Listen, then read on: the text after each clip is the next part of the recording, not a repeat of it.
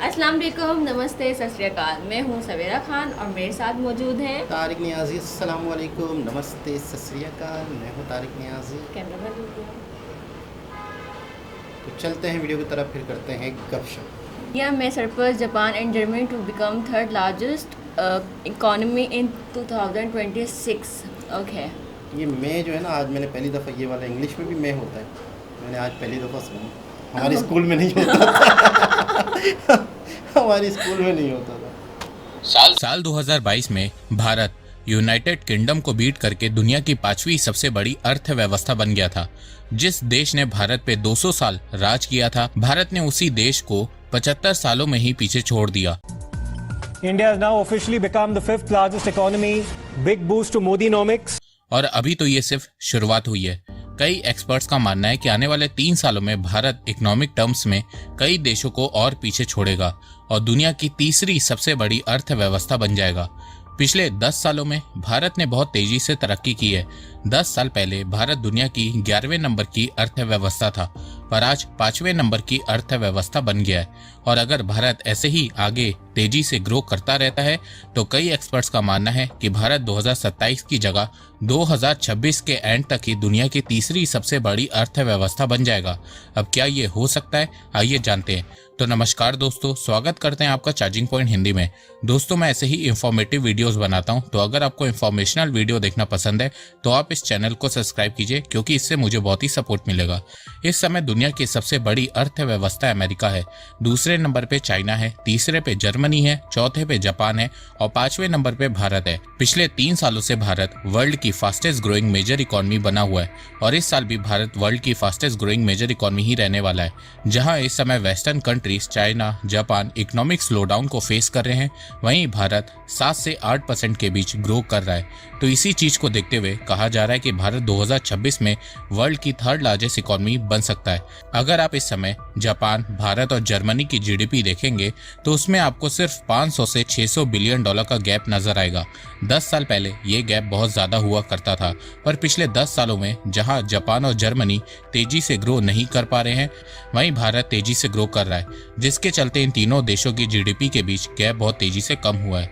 और यही same situation future में भी रहने वाली है। जर्मनी और जापान की इकोनॉमी आने वाले 5 सालों में ज्यादा अच्छा परफॉर्म नहीं करने वाली है, वहीं भारत की इकोनॉमी अच्छा परफॉर्म करेगी।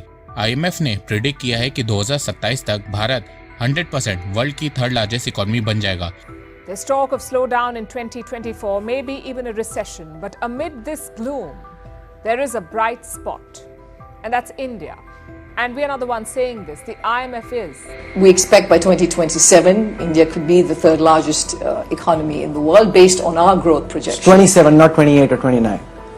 Based on our current projections, 2027. 2027 तक भारत की जीडीपी 5.29 ट्रिलियन डॉलर होगी, जर्मनी की 5 ट्रिलियन डॉलर होगी और जापान की 4.65 ट्रिलियन डॉलर होगी। उस समय भारत से आगे सिर्फ अमेरिका और चाइना होंगे, पर उससे पहले भारत 2026 में जापान को बीट करेगा और वर्ल्ड की 4th लार्जेस्ट इकोनॉमी बनेगा। 2025 में भारत की जीडीपी 4.8 ट्रिलियन डॉलर होगी, जापान की 4.5 ट्रिलियन डॉलर होगी। पर देखो, ये प्रिडिक्शन IMF ने जून 2024 में की थी। उसके बाद बहुत कुछ बदल चुका है। भारत अब भी 7% से ग्रो कर रहा है, वहीं जापान और जर्मनी की ग्रोथ रेट कम हुई है। 2024 में जापान की ग्रोथ रेट 0.9% है, जर्मनी की 0.2% है, वहीं भारत की 7% है। और अगर आप 2025 और 26 की ग्रोथ रेट देखेंगे तो 2025 में जापान की ग्रोथ रेट 1% होगी, जर्मनी की 1.3% और भारत की 6.5% होगी। वहीं 2026 में जापान की ग्रोथ रेट गिर के 0.8% हो जाएगी, जर्मनी की ग्रोथ रेट थोड़ी सी बढ़ के 1.5% होगी और भारत की ग्रोथ रेट 6.5% होगी। तो IMF के अनुसार जहां आने वाले 2 साल जापान और जर्मनी की ग्रोथ रेट 1% के आसपास होगी, वहीं भारत 6.5 से 7% के बीच ग्रो करेगा।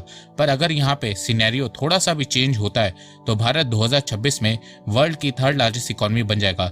एक्सपर्ट्स का मानना है कि अगर भारत आने वाले 2 साल 6.5% की जगह 7.5 से 8% के बीच ग्रो करता है तो वो 2026 के एंड तक वर्ल्ड की थर्ड लार्जेस्ट इकोनॉमी बन जाएगा। या फिर अगर जर्मनी की ग्रोथ रेट गिरती है और वो वापस से रिसेशन की तरफ जाता है तो उस केस में जर्मनी की जीडीपी गिरेगी और उससे भारत और जर्मनी के बीच जीडीपी का गैप और तेजी से कम होगा और उस केस में भारत 2026 में वर्ल्ड की थर्ड लार्जेस्ट इकोनॉमी बन जाएगा।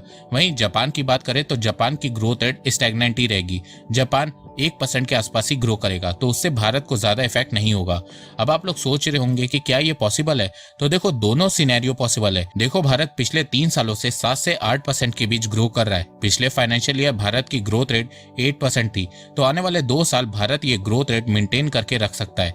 वहीं आने वाले 2 सालों में जर्मनी रिसेशन में जा सकता है और इसके पूरे चांसेस हैं। अगर रशिया किसी और यूरोपियन कंट्री पे माइनर सा भी अटैक करता है तो उस केस में पूरे यूरोप में इकोनॉमिक क्राइसिस आ जाएगी, जिस तरह 2022 और 23 में आई थी। और जिस तरह से रशिया पे प्रेशर बनाया जा रहा है, मुमकिन है कि आने वाले 2 सालों में यूरोप में फिर से कुछ बड़ा हो सकता है। Germany is struggling. Over the last few years, things have come to such a pass that Europe's biggest economy is contracting. It's not just the manufacturing sector which is struggling. The problem is systemic. Our next story is about Volkswagen, the German automobile giant.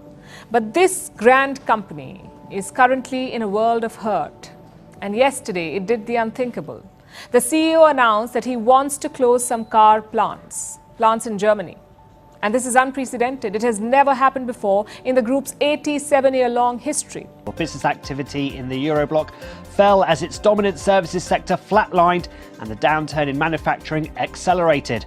It now appears likely that Germany is in a recession.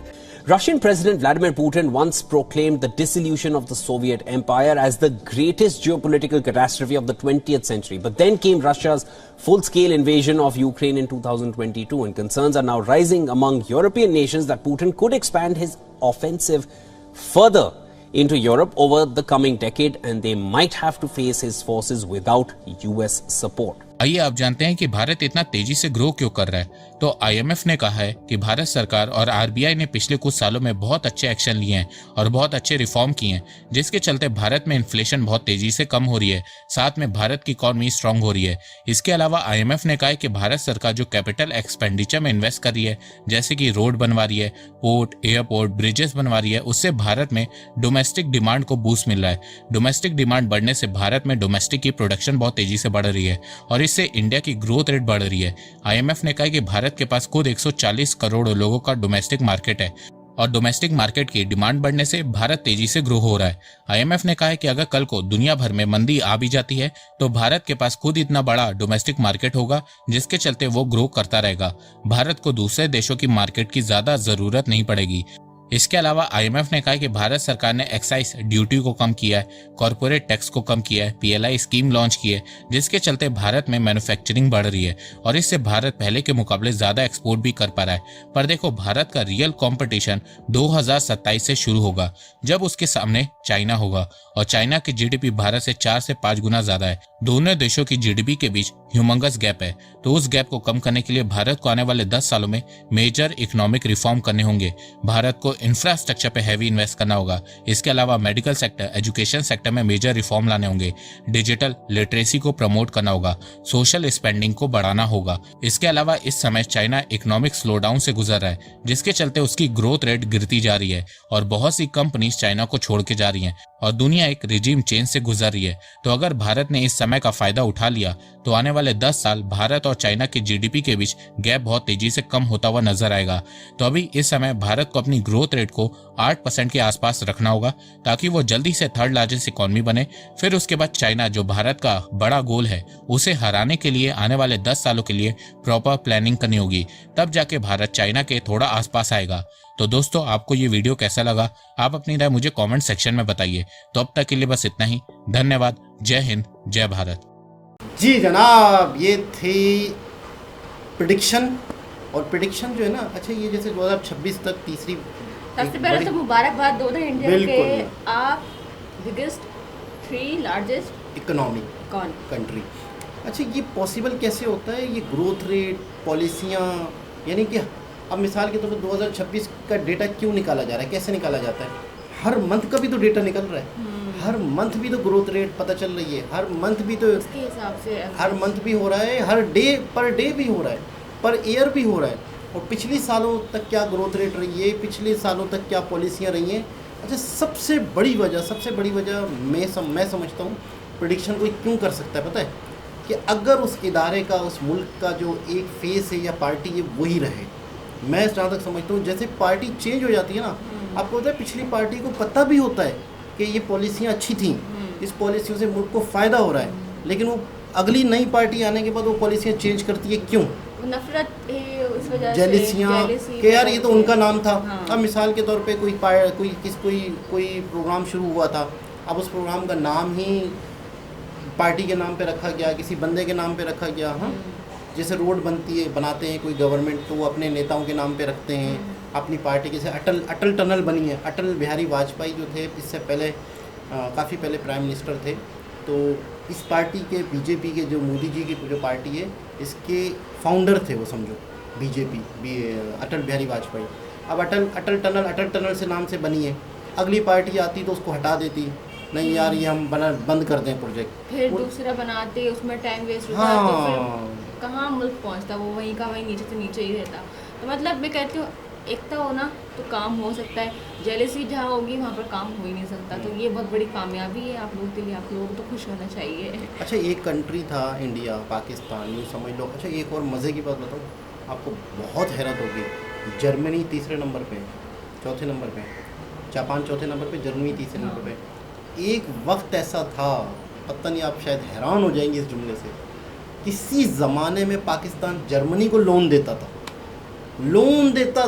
आज हम 1-1 billion को तरस रहे हैं, आज हम loan मांग रहे हैं, पाकिस्तान भी लोन देता था। पाकिस्तान की इकनॉमी इंडिया से बेहतर थी।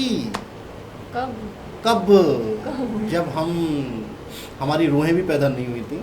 लेकिन 1960 1980 का जो दौर था, 70 का दौर था, कहते हैं कि पाकिस्तानी इकनॉमी बेहतर थी, लेकिन वो फेक बेहतर थी। मैं उस पॉलिसी को, मिसाल के तौर पे आप एक काम के बंदे हो किसी के, आप मोहल्ले में रहे तो आप किसी के काम के बंदे हो, आपको कोई जेब भरता रहता है आपकी और आपसे काम लेता है। तो पाकिस्तान एक ऐसा कंट्री था जिससे रशिया या अमेरिका हमसे काम लेते थे। चाइना को हमसे काम था। चाइना इंडिया का दुश्मन था, है। चाइना हमारे ऊपर हाथ रखा हुआ था, अमेरिका ने हमारे सर पे हाथ रखा हुआ था, हमारे पास पैसा ही पैसा आता था। हमने यूँ समझ लो कि अफ़गानिस्तान में सदियों तक सालों तक जंगें रही हैं हमारी वजह से। आज अफ़गानियों को हमसे नफ़रत क्यों है? इसी वजह से नफ़रत है कि उनके कंट्री में हमारी वजह से जंगें रही हैं। अमेरिका को हमने इजाज़त दी यहाँ आके जंग लड़ने की। तो बहुत सारी ऐसी बातें हैं जिसकी वजह से हमें पैसा मिलता था, अब वो नहीं मिल रहा। और हमारे यहाँ पे चीज़ें नहीं बनी, मैन्युफैक्चरिंग नहीं हुई, पॉलिसियाँ नहीं बनी। लॉन्ग टर्म पॉलिसियाँ होती हैं, 50-50 साल की आगे की पॉलिसियाँ बनाई जाती हैं जब मुल्क तरक्की करते हैं। बिल्कुल ऐसे ही।